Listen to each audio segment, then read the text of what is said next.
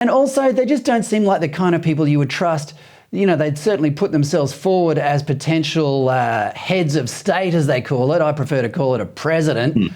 But, I mean, you wouldn't have one of those, you know, as I said earlier, in charge of a chook raffle, let alone presidency of a nation, would you?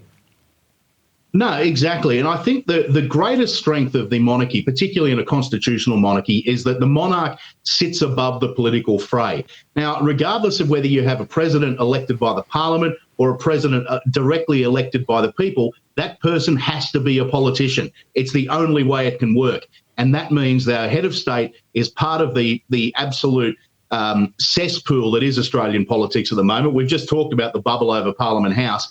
It just becomes another occupant of that, whereas the monarch sits above that and doesn't get involved. I know that you got people like Paul Bongiorno and the like trying to rewrite history at the moment and say that the Queen was complicit in the dismissal of Whitlam back in 1975, which we know is not true. I mean, every investigation has proved otherwise. But the reality is that King Charles III will sit above all of that, and that's the best way to maintain things, in my view. Yeah, well said, and good luck to King Charles. Now let's talk about Federal Energy Minister Chris Bowen going to New York to tell the Global Clean Energy Action Forum. I love the word action. He's going to tell them that Australia is prepared to sell its economic prosperity in exchange for a few pats on the back at international climate conferences. Stephen, is this a good idea? Is this a good idea at a time when the Northern Hemisphere is facing a catastrophic winter of power shortages?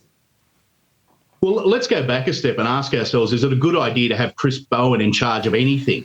I mean, this bloke, he's never had a real job. I mean, the guy was a second-rate local councillor in Western Sydney who undermined his own boss to get himself a seat in Parliament, and now here he is. I mean, this is a bloke who was taking potshots at Susan Lee for saying that the motor vehicle industry hasn't produced electric utes yet. And his proof that they have, he's standing next to a giant F-150 Ford pickup truck that even the petrol versions bring them to Australia at the moment are nearly $200,000. Can you imagine your average plumber being able to fork out $200,000 to put a new ute on the road? And when these things are towing something, they've only got 100 kilometres of range in them with the current technology. But getting back to this global superpower, renewable energy superpower rubbish that he goes on with, what are we going to do? Build a giant extension cord from Australia to somewhere else in the world, like the ACT does? And when you say they've got the windmills, they're actually in New South Wales. They're not in the ACT, so they don't even produce the energy here. I just think it's farcical. And then he takes selfies of himself in the United Nations saying, oh, the adults are back in charge, or we're responsible global citizens again. The bloke is a clown. Yeah, I like the way he says Australia is back. I can't help thinking it's a sly reference to Tony Abbott's famous statement when he won the 2013 election saying Australia is back in business. But with Bowen in charge, we're not in business. We're probably heading down the plug hole, don't you think? Yeah, we're back in hock is what we are.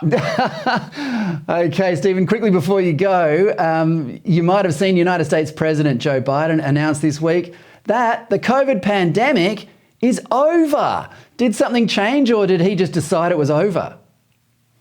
I don't know whether he was reading notes that somebody else had given him or he'd just woken up from a dream. Who knows with Joe Biden. But look, I think we all know that the COVID pandemic is over. Maybe we should take it as a good sign that the President of the United States has finally woken up to that.